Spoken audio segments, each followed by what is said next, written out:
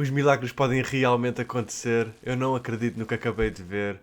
O United acabou de ganhar em Anfield depois de 6 anos sem lá vencer. Isto é incrível, obviamente, para quem é fã do Arsenal como eu. Mas acima de tudo é incrível ver como a liga é competitiva, como qualquer equipa pode ganhar a qualquer equipa. Um Leeds pode ganhar sei lá, um Villa.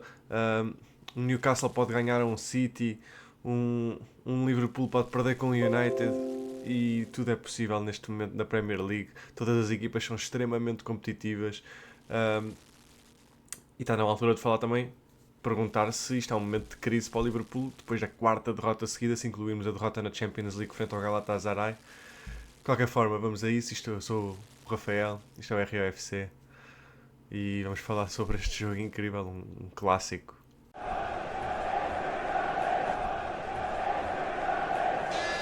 Eu estou quase sem palavras, sinceramente. Foi o que acabei de ver. Vamos falar um bocadinho primeiro do que foi, se calhar, o jogo tático entre as duas equipas. Um, o United tem em todos os jogos entrado muito forte, sinceramente.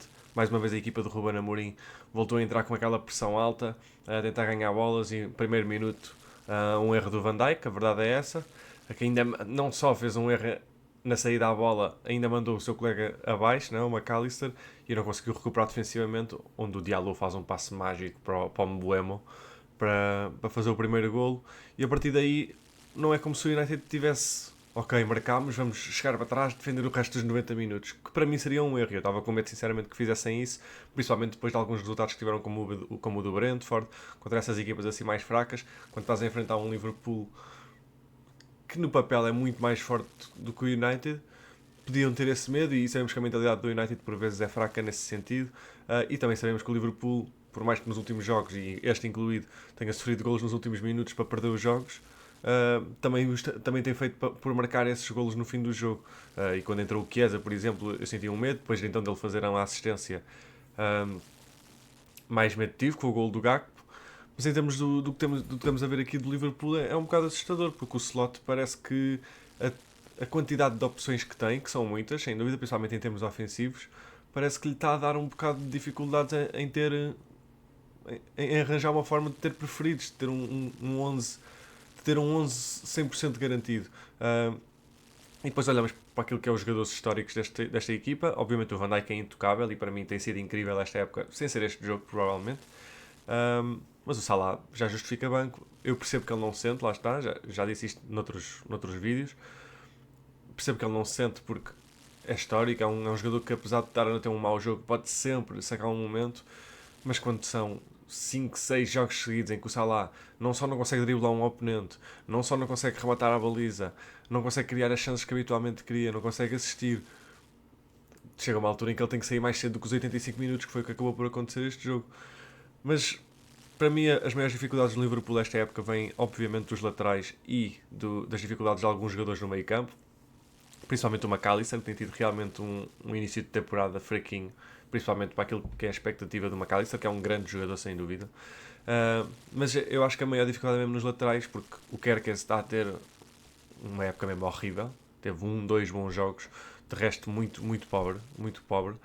E isto não, eu acho que isto não é só culpa dele, mas já vamos lá. E o Conor Bradley do outro lado é a mesma coisa, porque também é meio miúdo e está a substituir um dos melhores laterais de sempre da liga, no Trento, com um perfil totalmente diferente de tudo o que já vimos no lateral, e o Conor Bradley não tem esse perfil, então o Salah acaba por também perder com isso. Os jogadores do meio campo acabam por perder com isso, porque sabemos que o Gravenberch puxava mais para o lado direito, tal como o Anderson puxava mais para o lado direito na altura, e torna-se difícil para um jogador como o Salah, que era dependente de alguns desses movimentos, de alguns desses passos desses jogadores, torna-se difícil para ele também ter o mesmo nível de performance. De qualquer forma, não há justificação para mim para o Kerkez, apesar de eu achar que o Slot não está a aproveitar a capacidade de progressão de bola, a velocidade que ele tem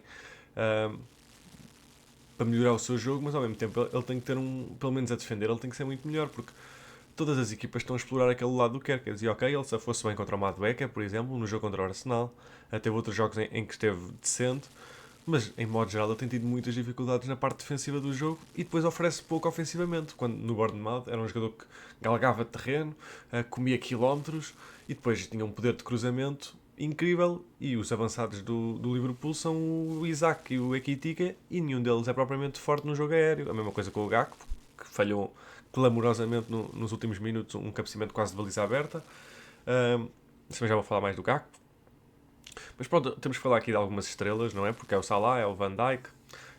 Eu acho que o Virtus não teve mal quando entrou, até porque ele é o principal jogador do gol do Liverpool, é ele, o principal maestro daquilo, é ele que cria aquilo tudo, apesar de ser uma assistência do Chiesa e a finalização do Gakpo. Mas os outros três, o Salah, o Van Dijk, que são históricos, não é? São lendas do jogo. E depois, obviamente, o Isaac, que vem por um valor absolutamente ridículo. E foi, obviamente, incrível, um dos melhores jogadores na Premier League o ano passado pelo Newcastle. As dificuldades que ele tem neste momento, principalmente neste jogo. Mas o Isaac, neste momento, tem uma assistência na Premier League. O Salah, comparativamente aos números que teve nas últimas épocas, principalmente à última, em que ficou em quinto ou sexto na bola de ouro, é como dizem em Inglaterra, é night and day, é uma diferença absolutamente abismal e as dificuldades estão a ser notórias. Então não podes ter estes jogadores com os valores que eles têm, com a importância que eles têm, não podes ter estes jogadores a ter este performance. Alguém tem que sofrer consequências disso, alguém tem que sentar destes, e para mim ter o Ekitike, que começou a época absolutamente ridículo, parece ainda, quando entrou a mesma coisa, parece o melhor jogador do Liverpool, o mais criador, o que não tem medo de enfrentar o momento. Estar no banco até aos 65, 70 minutos, para mim é ridículo, porque a qualidade que ele tem é incrível. E para mim, tanto ele como o Gakpo são jogadores que não podem sentar neste momento, porque o Gakpo falhou muitas chances, sem dúvida, mas ao mesmo tempo é o jogador que mais chances cria, é o jogador que está mais presente no jogo ofensivo da equipa, tendo mandado 3 bolas ao poste. No outro dia são 3 golos, é 3 golos do Gakpo, a verdade é essa. E o Gakpo, as pessoas estão a criticar, ele não é assim tão bom finalizador, não sei o quê. Mas isso não é verdade. O Gakpo, sempre que vai para a seleção, é uma quantidade de golos absolutamente ridícula. O Gakpo é um jogador que eu acho que é estupidamente underrated. Acho que ele é mesmo muito bom jogador. E não estou a dizer que é uma super estrela, porque não é.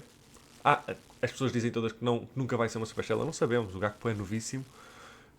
Mas realmente, ele, em termos de nome, ele é tapado aqui por Isaacs, por Salahs, até o próprio Virtus mais à frente. E para mim é um bocado estranho.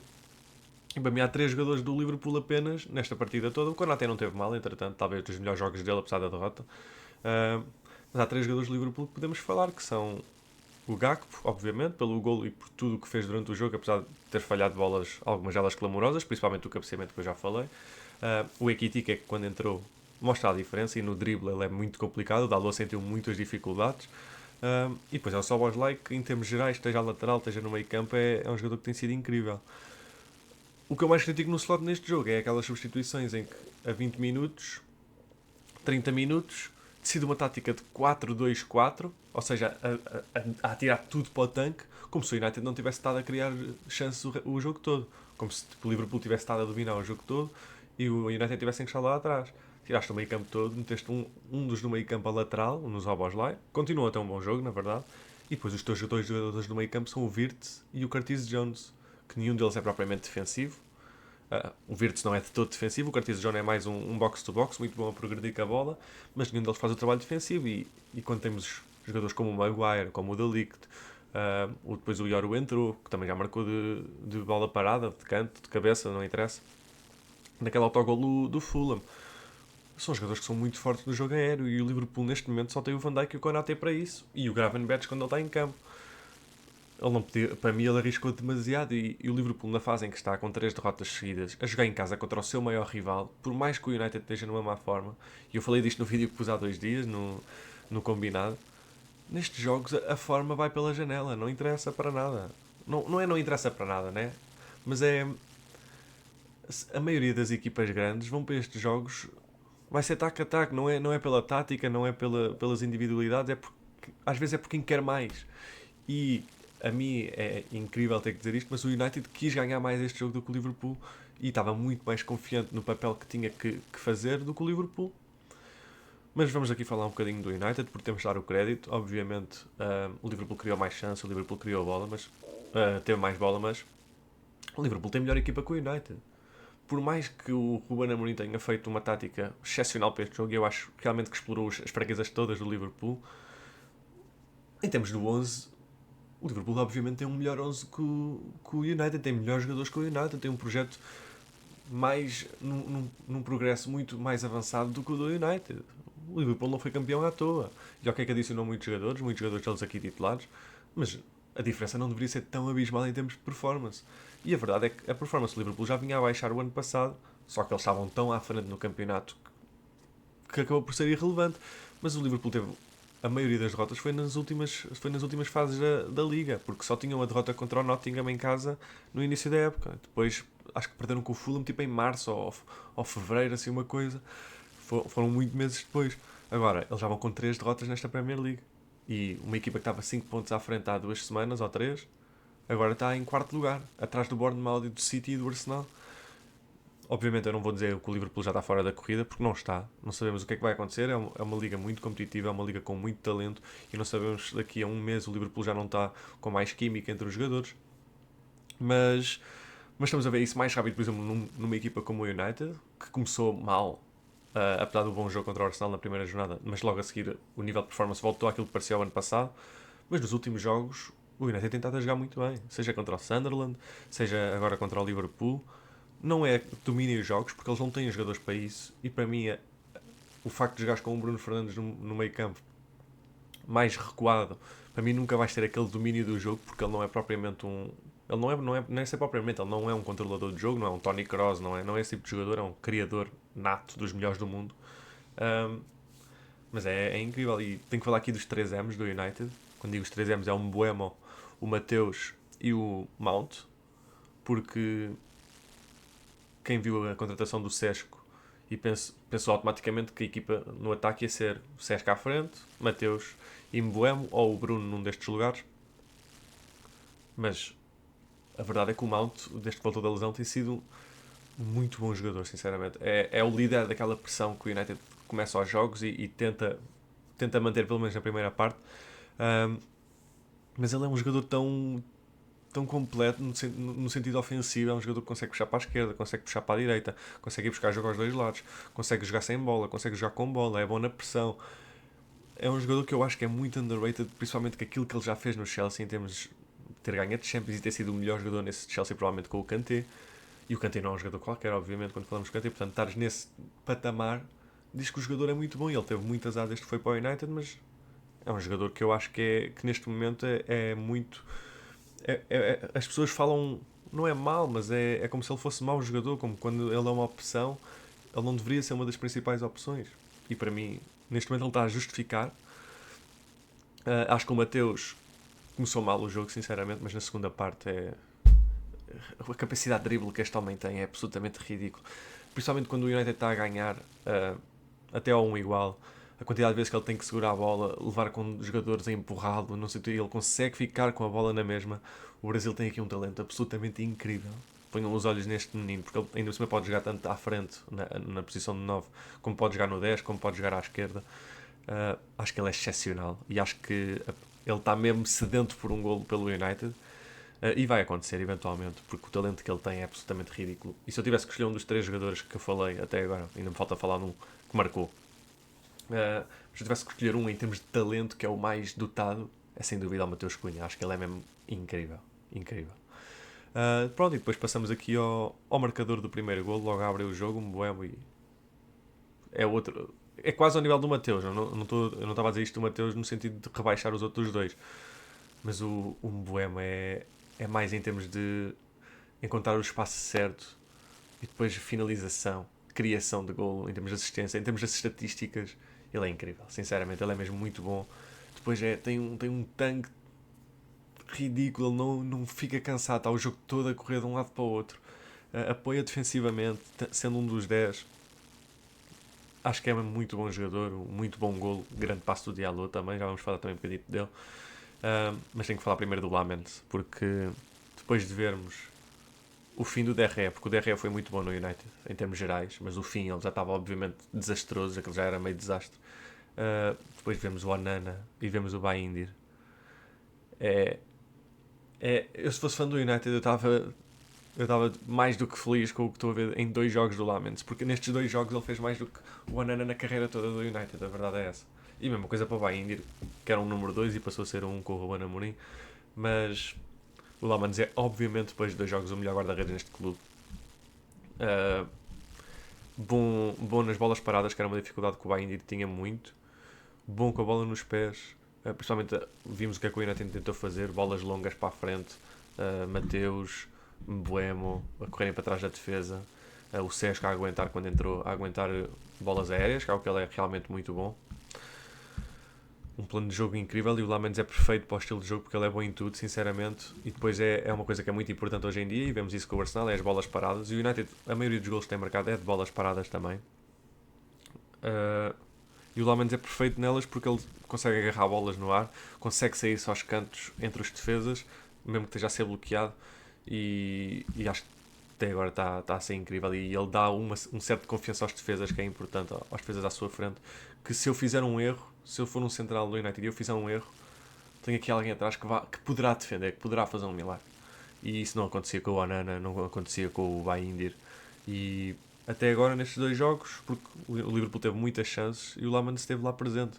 Mesmo que o Isaac tenha sido mau em algumas chances, mesmo que o Salah tenha mandado ao lado, a forma como ele se posiciona na baliza para tapar a maioria dos ângulos e assustar de certa forma os avançados também tem sido incrível para um miúdo que é tão novo e que falam que pode vir a ser o novo Courtois. E até agora, claro que é cedo, mas até agora está a ser incrível. Vamos falar um bocadinho também do Bruno e do Diallo, porque o Bruno foi excepcional este jogo, sinceramente. E eu tenho sido muito crítico do Bruno, quem vê o canal sabe, mas é um jogador que eu também digo sempre quando falo mal dele, eu sou crítico, mas é porque eu sei o talento que o Bruno tem e sei o que é que ele é bom, e sei o quanto ele é bom, porque ele é um dos melhores jogadores do mundo quando tá no seu dia. Eu não gosto da função que ele tem no United com o Ruben Amorim, mas neste jogo é indiscutível o trabalho que ele fez.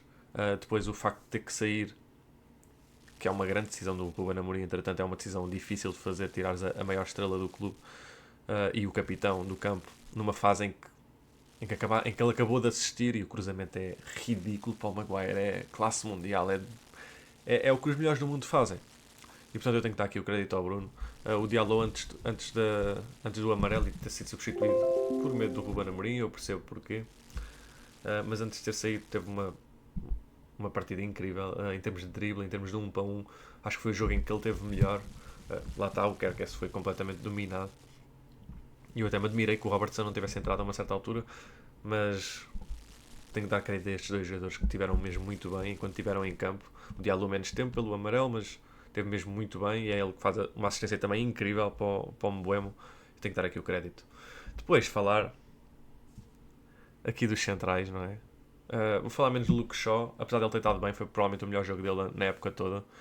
Acabou por ser substituído aos 85 pelo Yoru, mas os outros dois, o De Ligt está a ter um início de época incrível, e eu pus aqui no meu combinado, eu pus o De Ligt, que também é um jogador que eu sou crítico em geral, porque acho que ele é pouco completo para aquilo que um central precisa hoje em dia. Não é rápido, não é propriamente um jogador bom com os pés, não é propriamente um jogador bom a progredir, mas em termos daquilo que é ser sólido a defender, ele tem sido isso, e isso não lhe podemos tirar. Jogo aéreo, um para uns, bloquear remates, posicionamento, ele tem sido mesmo muito bom. E depois o herói do jogo, o eterno criticado, o eterno gozado, Maguire. E se fores brasileiro não te estejas a rir pelo gozado. Em Portugal o gozado é tipo zombar, está bem? É tipo... é, é, ele era a piada, mas temos que parar esta conversa do Maguire. O Maguire não é assim tão mau como a maioria das pessoas, em Portugal pelo menos, falam. Eu quando vou às redes sociais e vejo, porque ele faz erros na mesma, mas quando vejo um erro do Maguire é como é que este gajo ainda está no United.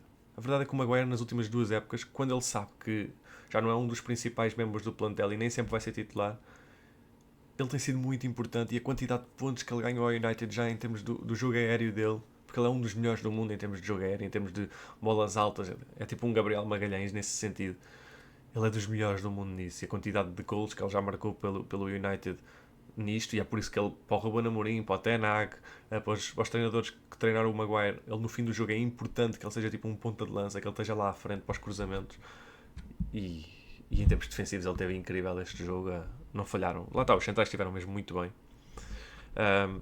Mas se perguntarem a um fã do United neste momento se eles queriam que o Maguire ficasse no clube mais um tempo, nenhum deles se importaria, vos garanto. E eu vejo muito conteúdo inglês, vejo muito conteúdo britânico de vários clubes, e garanto-vos que os fãs do United não odeiam assim tanto o Maguire. São mais críticos do Luke Shaw, por exemplo. São mais críticos de outros jogadores como o Dalot, por exemplo. O Dorgu, que foi horrível quando entrou pelo Diallo. Mas eu senti que ele foi horrível. Mas para mim chega desta conversa do Maguire ser um horrível e ser um meme, porque ele é mesmo muito bom naquilo que ele é bom. É um jogador lento, é um jogador que tem as suas fraquezas em termos de agilidade, em termos físicos em geral, mas também tem as suas vantagens físicas, não é? Porque ele é um autêntico tanque, é gigantesco, e depois o jogo aéreo dele é mesmo dos melhores do mundo, seja a defender, seja a atacar. É um jogador muito forte nesse setor do jogo. E lá está, mais uma vez o Liverpool teve mais chances, teve mais bola, tudo isto, mas o resultado para mim é merecido, porque o United foi com um objetivo, foi com uma tática, e essa tática correu quase na perfeição, até aquele gol do empate, em que é uma confusão, na verdade, não é propriamente um gol incrível do Liverpool, é uma confusão autêntica na área.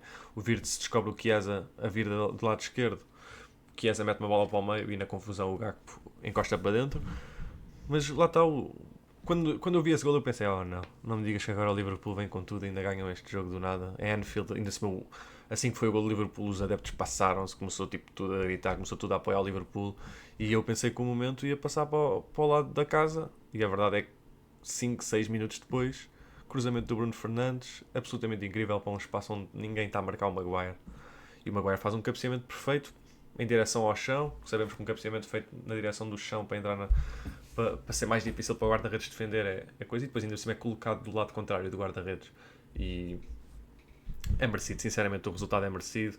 Não estou a dizer isto só porque apoio o Arsenal e porque isto é bom para nós, até porque temos o City a jogar muito, e ninguém fala do City como um candidato ao título, mas a forma em que o Haaland está é ridículo. Está top 3 para a bola de ouro, podes ter em primeiro, podes ter em segundo, podes ter em terceiro, mas ele, o Mbappé e o Kane são favoritos à bola de ouro neste momento. O que estão a fazer é absolutamente ridículo.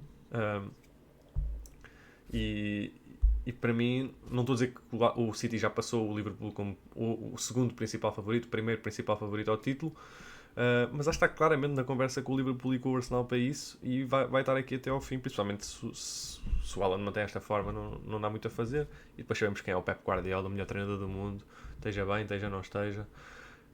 Sempre, tem que estar sempre nessa conversa. Luís Henrique sem dúvida também está, mas é o Guardiola. O Guardiola se não for o melhor, é um dos melhores treinadores de sempre. E neste momento para mim ainda o é. Portanto, feliz com o fim de semana, depois da vitória do Arsenal, depois da derrota do Liverpool, mas obviamente o título ainda não acabou. O Arsenal agora está 3 pontos à frente em primeiro, City em segundo, Bournemouth em terceiro.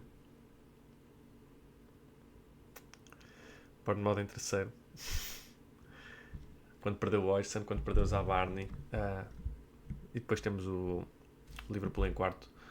Mas nada está no fim. O Liverpool está apenas a 4 pontos. Nós estávamos a 5 e estamos em primeiro agora.